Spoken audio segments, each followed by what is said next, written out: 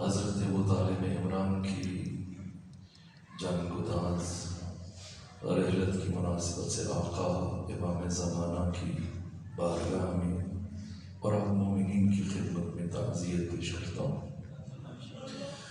گفتگو نسبتاً تاخیر سے شروع ہو رہی ہے، میری مجبوری ہے کہ کسی دوسرے شہر میں پہنچنا ہے، وقت بہت محدود ہے۔ جیسے ہی سہیب بھائی تشریف فرما ہوں گے تو میں آپ کی زحمتوں کو تمام کر دوں گا جو میرے بعد ہم سے خطاب فرمائیں گے۔ حضرت ابو طالب عمران علیہ التحیۃ والثناء عالم اسلام کی وہ عظیم الشان شخصیت ہے کہ جن کی وفا پر، جن کی اطاعت پر، جن کے علم و معرفت پر، جن کی محافظت رسالت پر اور جن اخلاقی اور انسانی اقدار کو اپنے بام عروج تک پہنچایا، قیامت تک آنے والے باشعور انسان آپ کی شخصیت پر فخر کر سکتے ہیں۔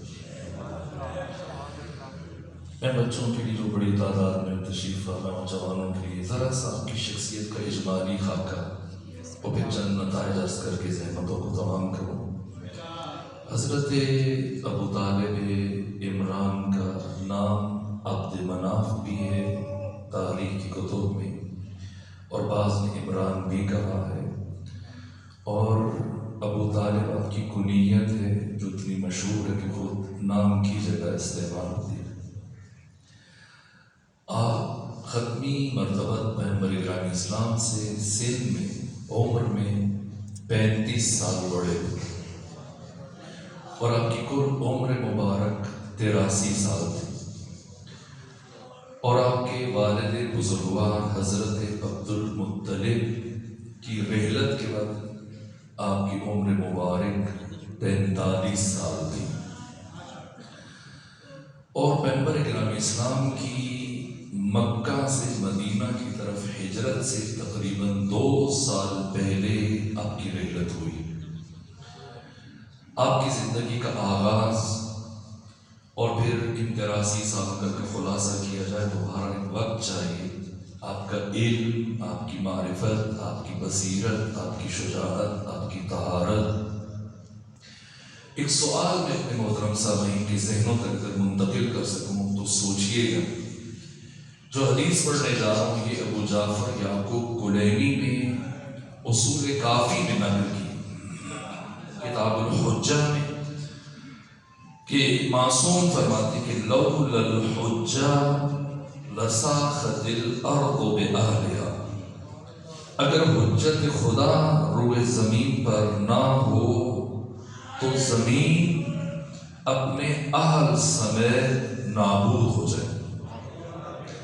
اگر یہ حدیث پہنچی تو روک کر پھر خود سوچئے گا کہ پیغمبر گرامی اسلام سے جو پچھلے نبی حضرت عیسیٰ علیہ وعلا نبینا علیہ التحیۃ والثناء، انہیں جب 33 برس کی عمر میں آسمانوں پر اٹھایا گیا، بیت المعمور پر اٹھایا گیا، پروردگار نے 4تھے آسمان پہ بلند کیا، تو جناب عیسیٰ کے زمین سے اٹھائے جانے سے لے کر پیغمبر گرامی اسلام تک یہ جو 6.5 پونے 700 سال کا فاصلہ ہے، اس زمانے میں حجت خدا کون تھا کہ زمین نابود نہ ہوئی اور استقرار اور باقی رہی؟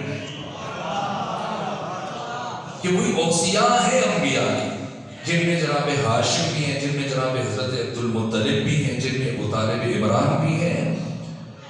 یہ انبیاء کے وہ اوصیاء ہیں، یہ عظیم ترین شخصیات جنہیں حق تعالیٰ نے منتخب کیا امام الانبیاء سید الرسول کی کفالت کے لیے، نگہداشت کے لیے، پرورش کے لیے، تربیت کے لیے۔ میں کس زاویے سے آپ کی عظمت اور بلندی کی اور آپ کی شخصیت کی بلندی کو عرض کروں؟ علم اور معرفت کے اعتبار سے 9 نمبر جلد ہے بہار الانوار کی علامہ مجلسی نے مولا متقیان سے یہ حدیث نقل کی۔ امام علی علیہ السلام فرماتے ہیں کہ اگر چاہتے ہو کہ تم معرفت حق تعالیٰ کو اپنی نسلوں تک منتقل کرو تو میرے پدر بزرگوار ابو طالب عمران کے اشعار یاد دلاؤ اپنے بچوں کو۔ تاکہ انہیں معرفت توحید حاصل ہو سکے. اور علم میں، ادب میں، معرفت میں آپ کا مقام کیا ہے؟ امام شمس الدین ذہبی تاریخ اسلام کی پہلی جلد میں انہوں نے یہ لکھا کہ لوگ اقسم بن یحییٰ بن اقسم کے پاس گئے اور اس کے پاس جا کے کہا کہ تم نے یہ علم اور بردباری اور یہ سرداری کے قوانین کہاں سے سیکھے؟ تو اس نے کہا کہ میں نے علم اور بردباری حکیم عرب اقسم بن سیفی سے سیکھے یہ اصول. تو اس کے پاس گئے کہ تم نے یہ علم، بردباری، سرداری اور یہ عظمتوں اور فضیلتوں کے قوانین کہاں سے سیکھے؟ تو امام شمس الدین ذہبی نے تاریخ اسلام کی پہلی جلد میں لکھا، کہا کہ حکیم عرب اقسم بن سیفی کی کلمات تھے کہ من حلیف الحلم والادب، من حلیف الحلم والادب سید العجم والعرب ابو طالب بن عبد المطلب. میں نے یہ سرداری کے اصول ابو طالب عمران سے سیکھے. اور بہار الانوار کی 43 نمبر جلد میں علامہ مجلسی نے مولا متقیان سے حدیث نقل کی کہ اس عالم ہستہود میں اور اس کائنات میں ابو طالب عمران وہ واحد شخصیت ہے جس میں اللہ نے دو باتوں کو یکجا کیا. اور علی فرماتے کہ میرے بابا ابو طالب عمران کے علاوہ اللہ نے کسی ذات میں یہ دو چیزیں اکٹھی نہیں فرمائی. کیا؟ ایک سرداری اور دوسرے ناداری. کوئی سردار ایسا نہیں گزرا ہے تاریخ عالم میں جو نادار بھی ہو، نادار ہوتے ہوئے سردار. سب سے پہلے خانہ کعبہ کے قریب بردار اور حاجیوں کی ضیافت کس کے ذمہ تھی؟ ابھی ہمارے محترم بھائی بیان کر رہے تھے، لیکن جو میں اسلامی تاریخ پر نگاہ رکھتے ہوئے جملے عرض کر رہا ہوں پوری ذمہ داری سے. تاریخ اسلامی یہاں کوئی فضیلت نہیں کہ آپ کہیں مالدار نہ. پیغمبر اکرام اسلام کی نکاح کے خطبے میں بھی ابو طالب عمران نے یہ جملے کہے کہ اگرچہ میرا بھتیجا محمد مصطفیٰ نادار ہے، لیکن پوری دنیا میں اگر میرے بھتیجے محمد مصطفیٰ کے کمالات کو، فضائل کو، نجابت کو، شرافت کو، عزت کو، کرامت کو رکھا جائے تو پوری بشریت مل کر میرے بھتیجے محمد مصطفیٰ کی عزت و نجابت و شرافت کی برابری نہیں کر سکتی. نادار ہوتے ہوئے سردار یہ علی فرما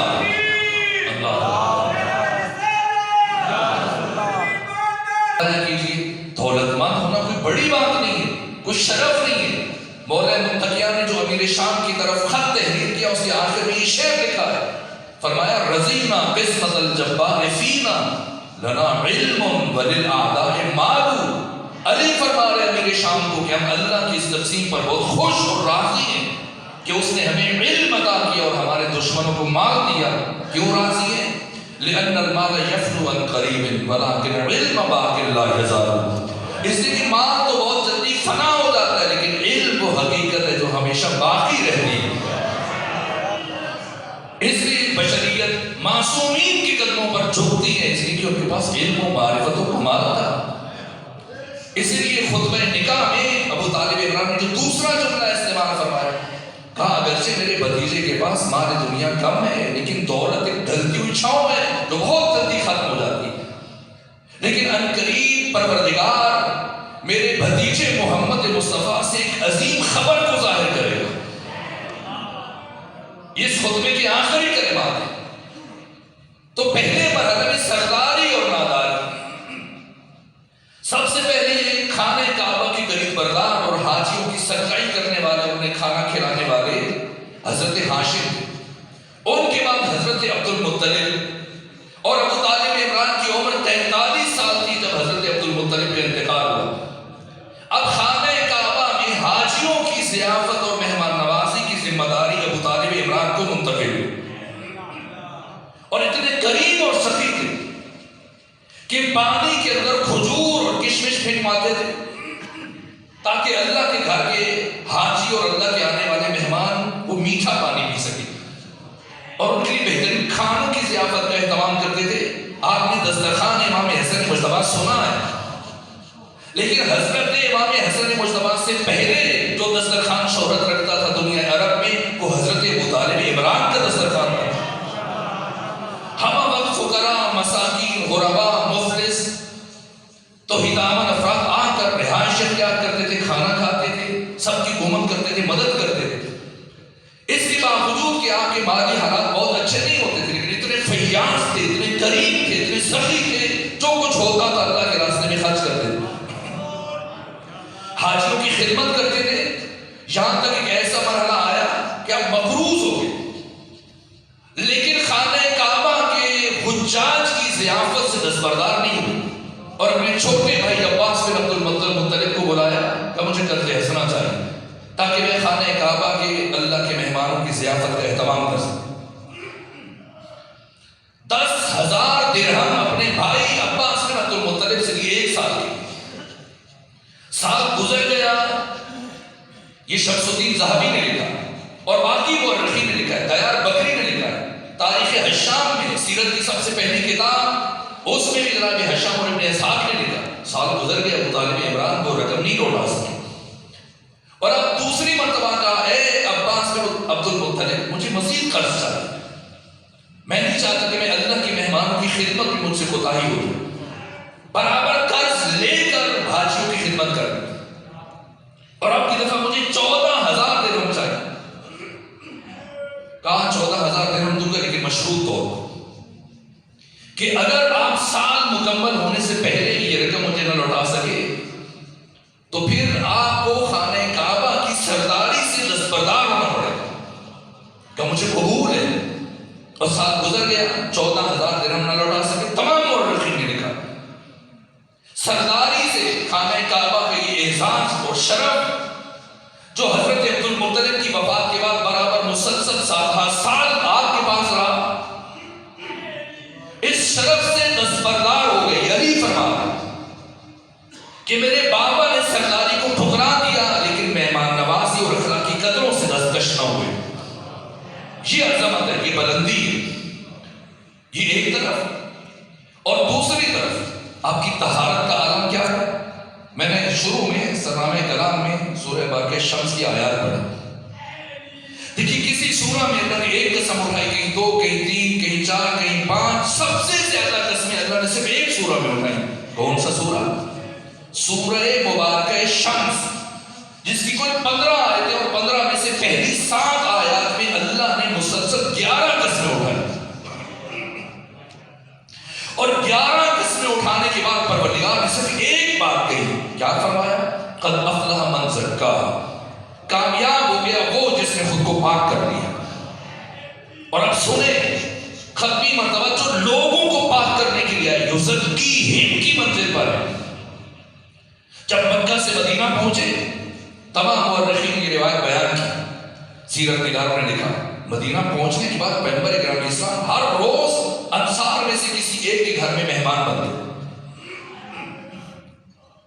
اور ایک دن پیغمبر کی مہمان نوازی کی باری آئی آپ کے جوان صحابی زید بن حسام کے حصے میں. اور پیغمبر کی محبت میں، عشق رسول میں، انہوں نے اپنے گھر میں موجود گوسفند کو ذبح کیا. اور ذبح کروانے کے بعد انگاروں پہ اس کا گوشت بنا بنا روسٹ کیا، تیار کیا، دسترخوان سجا دیا. پیغمبر اکرام اسلام مولا متقی علی ابن ابی طالب کے ساتھ آئے. جیسی زید بن حسام کے دسترخوان پر بیٹھے، اس سے پہلے کہ ہاتھ بڑھائیں کھانے کی طرف، سنیں کون ہے ابو طالب عمران. وہ آپ کی سرداری اور یہ آپ کی طہارت، کیا معیار طہارت ہے حضرت ابو طالب عمران کا. سنیں جملہ میرے عزیزوں. پیغمبر بیٹھے زید بن حسام کے دسترخوان پر، لیکن اس سے پہلے کہ پیغمبر کا ہاتھ اس گوشت کی طرف بڑھے، زید بن حسام کی طرف دیکھ کر پوچھا، اے زید بتاؤ اس جانور کو ذبح کس نے کیا؟ یہ تو گوشت فند ہے، اسے ذبح کس نے کیا؟ کہا یا رسول اللہ اگرچہ میں ذبح کرنا جانتا ہوں لیکن میں نے خود ذبح نہیں کیا. عجیب ہے، پیغمبر نے یہ نہیں پوچھا کہ کس کا ہے، یہ گوشت کہاں سے لائے ہو، کس کا ہے، اپنا ہے کسی اور کا. ظاہر صحابی کا کہا ہے. اور پیغمبر بتا رہے کہ سوال ہی نہیں پیدا ہوتا کہ میرا صحابی کسی کا غصبی مال اٹھا کے کھلا دے. جو صحابی ہے وہ کبھی غاصب نہیں بن سکتا، جو غاصب ہے وہ کبھی صحابی نہیں ہو سکتا. صحابی بتا رہے یہ تو سوال ہی نہیں بنتا کہ کہاں سے لایا، اس لیے نہیں پوچھا کہاں سے لایا، پوچھا یہ اسے ذبح کس نے کی؟ اب پریشان ہوئے زید بن حسام کہ یا رسول اللہ اگرچہ میں جانتا ہوں کہ جانور ذبح کیسے کیا جاتا ہے، لیکن رقیق القلب ہوں، نرم دل ہوں، تو مجھے ہمت نہیں پڑتی کہ خود سے ذبح کروں، تو کسی اور سے ذبح کروایا۔ کس سے ذبح کروایا؟ کس سے ذبح کروایا؟ کہ اپنے ہمسائے سے۔ کہ زید کیا تمہارا وہ ہمسایہ مسلمان تھا؟ کہ نہیں یا رسول اللہ مسلمان نہیں تھا، اہل کتاب تھا، اہل کتاب۔ پیغمبر گرامی اسلام سورہ مبارکہ انعام کی آیت پڑھتے اٹھ کے کھڑے ہو گئے اور فرمایا کہ اللہ نے غیر مسلم کا ذبیحہ مسلمان پر حرام قرار دیا۔ اب وزن کیجئے گا جملے کا، گھر صحابی کا، دسترخوان صحابی کا، گوسفند صحابی کا، پکانے والے صحابی، صرف ذبح اہل کتاب نے کیا۔ پیغمبر صحابی کا دسترخوان چھوڑ کر بھوکے اٹھ کے چلے گئے۔ مجھے نہیں معلوم کتنا پاک طاہر اور طیب دسترخوان ہے ابو طالب عمران کا کہ پیغمبر دسیوں سال اسی دسترخوان سے اٹھا کر غذا تناول کرتے رہے۔ کیوں چنا پروردگار نے؟ یہ آپ کی طہارت ہے اور آپ کی معرفت کی کیفیت کیا ہے؟ معرفت کی کیفیت علی ابن ابی طالب علیہ السلام روایت کرتے ہیں، علامہ مجلسی نے لکھا کہ جب میرا نور میرے بابا کے صلب میں تھا، ابو طالب عمران کے صلب میں، اور ختمی مرتبت کا نور ان کے پدر بزرگوار حضرت عبداللہ کے صلب میں تھا، تو اس اثناء میں یہ دونوں بھائی اکثر خانہ کعبہ کے ساتھ ٹیک لگا کر اپنے دل کی باتیں کیا کرتے تھے اور اس تنہائی میں معرفت خدا سے متعلق گفتگو کرتے تھے۔ وہ دونوں آپس میں گفتگو کرتے تھے اور میرا نور اور میرے سردار محمد مصطفیٰ کا نور باہم آپس میں ہم کلام ہوتا تھا، یہاں تک کہ وہ آپ کی طہارت ہے اور آپ کا علم کیا ہے؟ علم یہ ہے کہ آپ نے خطبہ نکاح میں جس جملے سے اپنے خطبے کا آغاز کیا، الحمدللہ الذی، یاد ہے یہ جملہ کہیں اور بھی پڑھتے ہیں آپ؟ کہاں؟ قرآن میں۔ اور ابھی تو پیغمبر کی بعثت سے 15 سال پہلے ابو طالب عمران کی جملہ پڑھے الحمدللہ، ابھی تو قرآن نہیں اترا۔ اب یا تو ابو طالب عمران کی دقیق اور باریک بین نگاہ اپنے پوتے حسن مجتبیٰ کی طرح سے زمین پر بیٹھے ہوئے لوح محفوظ کا مطالعہ کر رہی ہے، اور یا پھر اللہ کو ابو طالب عمران کی کلمات اتنے پسند آئے کہ پروردگار نے ان جملوں کو اپنے قرآن کا صحابہ کلام قرار دے دیا۔ اور رشید نے امام رضا علیہ السلام کی شہادت کے 1 سال گزرنے کے بعد امام محمد تقی علیہ السلام کو مدینے سے بغداد بلایا، اور وہ ساری گفتگو کو مناظرہ یحییٰ بن اقسم کے ساتھ جو سوالات تھے وہ ساری تفصیلات اور باقی بھی قضات بیٹھے تھے علماء فقہا، صرف 9000 کرسیاں علماء کے لیے بچھائی گئی، فقہا محدث دانشور سب کے سب جمع ہیں، بنو عباس کے سردار سب جمع ہیں، تمام علماء حد نگاہ تک لوگ ہی لوگ تھے اس غیر متوازی مقابلے کو دیکھنے کے لیے۔ اور جب پروردگار نے امام محمد تقی کو یحییٰ بن اقسم جو 80 سال کا مجہ ہوا عالم قاضی القضات اور مفتی اعظم تھا، آپ کو کامیابی ملی، یہاں پر مامون الرشید نے اپنی بیٹی کے عقد کا اعلان کیا امام محمد تقی کے ساتھ، ام الفضل کا۔ اب جا کر تاریخ کی تمام کتابیں پڑھ کے اٹھا کے دیکھیے گا کہ جب اعلان کیا کہ میں ان کے نکاح میں دیتا ہوں تو کس نے نکاح پڑھا؟ حضرت امام محمد تقی نے۔ اس ہزاروں کے اجتماع میں جہاں 900 فقہا اور محدثین تھے، علماء تھے، دانشور تھے، مفتی تھے، اتنی بڑی شخصیات کی موجودگی میں خود مامون الرشید جس کے بارے میں ابن خلدون نے کہا وَكَانَ مِن كِبَارِ الْفُقَهَاءِ، خود اپنے زمانے کا بہت بڑا فقیہ اور عالم تھا۔ کون؟ مامون الرشید۔ اور پھر سینکڑوں ہزاروں محدث، مفسر، مفتی، علماء، دانشور، بزرگ بیٹھے بیٹھے سفید داڑھیوں والے، وہاں چند برس کا ایک نوجوان جو ابھی 10-11 سال کا ایک بچہ ہے، تو کون نکاح پڑھے؟ کسی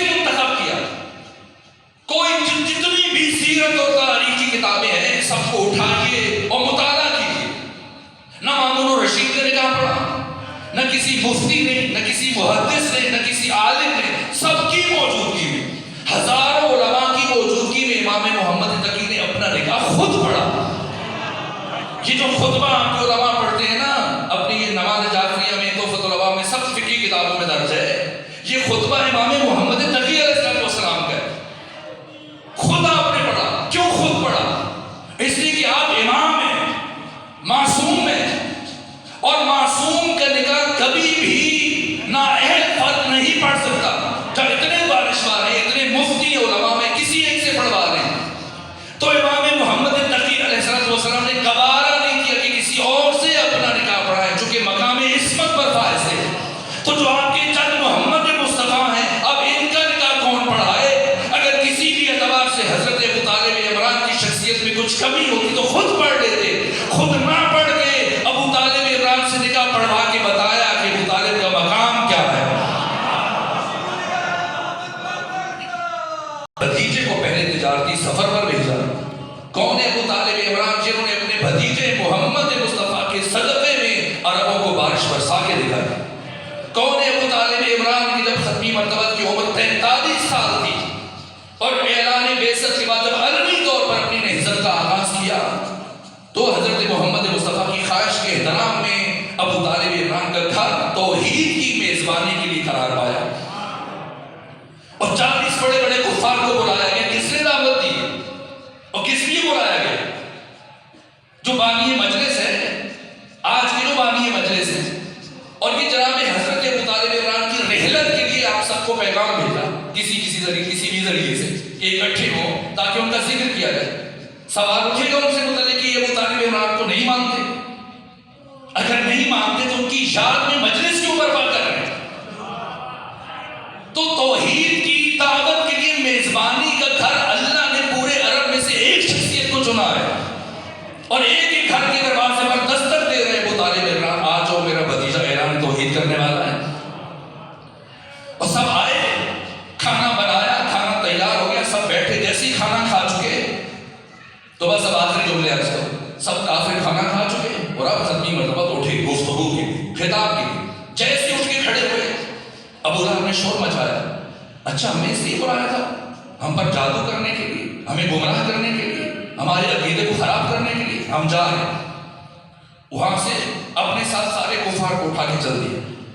دوسرے دن پھر جناب ابو طالب نے کافروں کو بلایا، پھر کھانا بنایا، پھر کھانا کھلایا، پھر ختمی مرتبہ جیسے چلنے کے لیے اٹھے پھر وہ محفل کو خراب کر کے چلا گیا.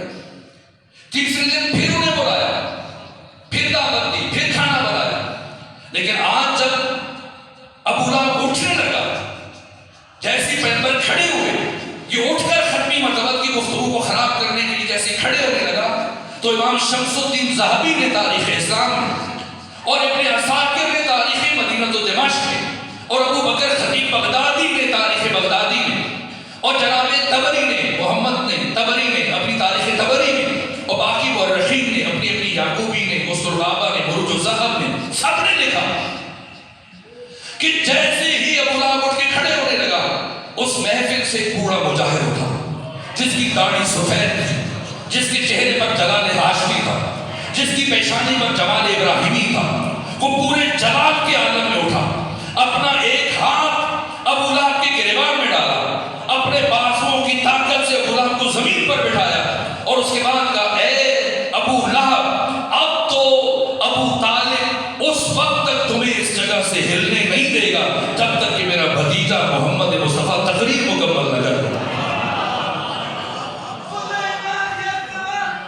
سرخ ہے، پسینہ گر رہا ہے اور بوڑھے ہاتھوں سے ابو لہب کو بٹھا کر زمین پر روکے ہوئے اور اب رخ کیا ختمی مرتبہ کی طرف، رخ کیا اور کمانے ادب سے سر جھکائے ہوئے کیا کہا؟ قوم یا سیدی و مولایا، اے میرے سید، اے میرے سردار، اب کھڑے ہو جائے. کون کہہ رہے؟ چچا کہہ رہا ہے بھتیجے کو میرے سید، باپ کہہ رہا ہے بیٹے کو میرے سردار.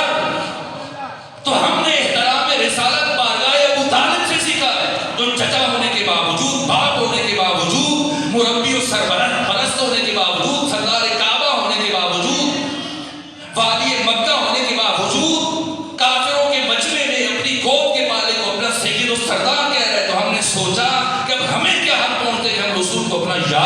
شروع کر دیں، اپنا دوست کہنا شروع کر دیں، قم یا سیدی و مولایا، اے میرے سید، اے میرے سردار، آپ کھڑے ہو جائیے، فتکلم مما تحب، اور جو جی میں آئے کہیے، وہ بلغ رسالت ربک، اور اپنے رب کی رسالت کی تبلیغ کیجیے۔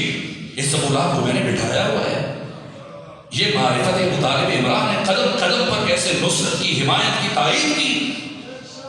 جب کافروں کے سردار ہر روز چڑھ چڑھ کے آتے تھے، ابو طالب اپنے بھتیجے کو منع کر دو ورنہ ہم اسے راستے سے ہٹا دیں گے، تو عجیب انداز ہوتا تھا آپ کا، فرماتے تھے تمہیں محمد مصطفیٰ تک پہنچنے کے لیے اتنے بڑے سردار کے لاشیں پر سے گزرنا پڑے گا، اس وقت تک محمد تک جا نہیں سکتے جب تک کہ مجھے منو مٹی طرح نہیں دبا دو گے۔ اور ایک دن ختمی مرتبہ جب بیت الحرام میں، مسجد الحرام میں، خانہ کعبہ میں نماز پڑھ رہے تھے، تو اکرمہ بن ابو جہل اور اس کے بعد ابو جہل یہ کھڑے تھے اور چند افراد کھڑے تھے، بس آخری جملہ عرض کرو، یہاں تک کہ ابو جہل نے عبداللہ بن زبری سے کہا کہ یہ محمد نماز پڑھ رہا ہے، میں چاہتا ہوں کہ یہاں نماز نہ پڑھا کریں، اس لیے کہ ہمارے بتوں کی نفی، تم اس کی احانت کریں۔ عبداللہ بن زبری ابو جہل کے کہنے پر اس نے اوجری اٹھائی اونٹ کی اور خون اٹھایا اور حالت نماز میں پیغمبر کے چہرے پر کپڑوں پر بندھ دیا۔ ختمی مرتبہ گریہ کرتے دکھی حالت میں مورخین نے لکھا، پہنچے گھر اپنے سیدھے اپنے چچا کے پاس، جیسے ہی دیکھا کہا میرے بھتیجے محمد مصطفیٰ، کس نے آپ کی دل آزاری کی، کس نے آپ کی احانت کی، کس نے گستاخی کی، نام بتائے۔ وہی چلے اور اپنے بیٹے علی کو لے کے چلے اور اپنا خنجر اٹھایا، شمشیر اٹھائی اور اتنے جلال کے عالم میں پہنچے، داخل ہوئے بیت الحرام میں، مسجد الحرام میں، اور جیسے آپ کے تیور دیکھ کر ابو جہل وغیرہ سرکنے لگے، وہاں سے ہٹنے لگے کہ سب اپنی جگہ کھڑے ہو، اگر کوئی ہٹا تو میں اس کا سر اس کے تن سے جدا کر دوں گا۔ اور اس کے بعد وہی گوبر جو دوسرے ساتھ قریب مقام پر پڑا تھا اور جو اوجری اور خون خود اٹھایا ہاتھوں سے اور ایک ایک کے چہرے پر بنا، اور کہا اس کے بعد آج کے بعد اگر یہ جرت کی کسی نے، آج اسی حد تک روک رہا ہوں، اور آج کے بعد کسی نے جرت کی تو اس کا سر اس کے تن کے اوپر باقی نہیں رہے گا، اور آپ کی شخصیت کے دیگر ابعاد اور پہلو میرے عزیز ہو، اتنی باعظمت ہستی کہ اللہ خود پیغمبر اور علی کی صف میں شامل کر کے قرآن میں آپ کے لیے قسمیں اٹھا رہا ہے۔ لا اقسم بہذا البلد، خود خدا فرما ہے میں کبھی اس شہر مکہ کی قسم نہ اٹھاتا، کیوں اٹھا رہا ہوں؟ وانت حل بہذا البلد، اس لیے کہ آپ یہاں رہتے ہیں، زندگی گزارتے ہیں، صرف آپ، پیغمبر تو مدینہ میں بھی رہے، پھر اللہ مدینہ کی قسم کیوں نہیں اٹھا رہا؟ شہر مکہ کی قسم کیوں اٹھا رہا ہے؟ ہاں پیغمبر تو مدینہ میں رہے، لیکن اللہ صرف پیغمبر کی وجہ سے قسم نہیں اٹھا رہا ہے۔ دو اور شخصیتیں جن میں سے ایک شخصیت تو پیغمبر کے ساتھ جا سکی لیکن دوسری نہیں جا سکی، اس لیے اللہ نے مدینہ کی قسم نہیں اٹھائی، فرمایا مجھے شہر مکہ کی قسم، کیوں؟ اس لیے اٹھا رہا ہوں انت حل بہذا البلد، کہ آپ یہاں رہتے ہیں، صرف آپ نہ، ووالد وما ولد، آپ اور آپ کے علاوہ ایک باپ اور اس کا بیٹا، کون سا باپ اور کون سا بیٹا؟ کیا ابو لہب اور اس کا بیٹا، ابو جہل یا اس کا بیٹا، ابو سفیان اور اس کا بیٹا، یا پھر کوئی اور ابو اور اس کا بیٹا؟ مجھے تو ابو طالب عمران اور آپ کے بیٹے علی کے کوئی اور اس لائق نظر نہیں آتا کہ پیغمبر کے ساتھ کھڑے ہو کر ایک ہی صف میں شامل ہو کر اس شہر کو لائق کی قسم بنا دے۔ قوانین کو پروردگار نے اسلام میں شامل رکھا۔ اس وقت تک 8,500 سالہ انسانی تاریخ میں 21 تہذیبیں گزر چکی ہیں، اور ان 21 تہذیبوں میں آپ دیکھیں کہ دارالعمان کا تصور کس نے دیا ہے؟ مورخین نے لکھا ہے، مستشرقین، اسلام شناس غیر مسلم مفکرین نے لکھا ہے۔ جناب خدیجہ نے پہلی مرتبہ دارالعمان کا تصور دیا امت معاشرہ انسانی۔ جب عرب اپنی بچیوں کو زندہ دفن کرنے کے لیے انہوں نے 400 کنیزوں کو منسوخ کر رکھا تھا صرف اس ایک کام کے لیے کہ اگر کوئی عرب اپنی بچی کو زندہ درگور کرنا چاہے تو جا کے اس بچی کو لے، ہم کفالت کریں گے، ہم تربیت کریں گے۔ اسی طرح سے آپ دیکھ لیجیے طہارت سے لے کے دیات تک 56 کتابیں، ان میں کتاب القصاص میں چلے جائیے، قسامت کا قانون کس نے دیا؟ اور 20 باتیں۔ قسامت کا قانون پہلی مرتبہ عرب معاشرے میں ابو طالب عمران نے متعارف کروایا، اور اسلام نے آ کر اسے اپنے دامن میں جگہ دی، باقی رکھا، اس کو کوئی ترمیم نہیں کی۔ آج تک سنی شیعہ کتابوں میں اسی طرح سے جیسے جناب ابو طالب عمران نے قاتل کی نشاندہی کے لیے طریقہ اپنایا، اگر 2 عادل گواہ موجود نہ تو کیا کیا جائے؟ یہ قسامت کا قانون ہے۔ پھر کیا وجہ ہے؟ وہ شخصیت کہ جس کی ساری زندگی اسلام اور پیغمبر گرامی اسلام اور قرآن کی حمایت میں گزر گئی. آج ان کے کان میں ان سے متعلق کہا جاتا ہے کہ کلمہ نہیں پڑھا. مسئلہ یہ نہیں ہے، مسلمان کو کسی کے لیے کوئی فکر نہیں ہے کلمہ پڑھا یا نہیں پڑھا. مسلمان کی بڑی مشکل ہے وہ مشکل جس کی وجہ سے حسین ابن علی کربلا میں شہید ہوئے. وہ مشکل کے جس کی وجہ سے جتنی بھی مشکلات ہیں ان کی اساس ایک ہے، جو کہ وقت میں زحمت نہیں دینا چاہتا. ایک سیدہ زہرا کی مصیبت اور مولا متقیان کی مصیبت کی اساس اگر عرض کروں، علامہ مرتضیٰ عسکری نے جو جملہ لکھا کہ سیدہ زہرا کا جرم صرف ایک ہے کہ آپ خدیجہ کی بیٹی ہیں، اور ابو طالب عمران کا جرم یہ ہے کہ علی کے باپ ہیں. روز عاشور بھی جب امام حسین نے پوچھا کیوں میرے قتل پر جمع ہوئے، سب نے بیک زبان کا بغضاً لابیک، اے علی، اے حسین، تیرے بابا علی کی دشمنی میں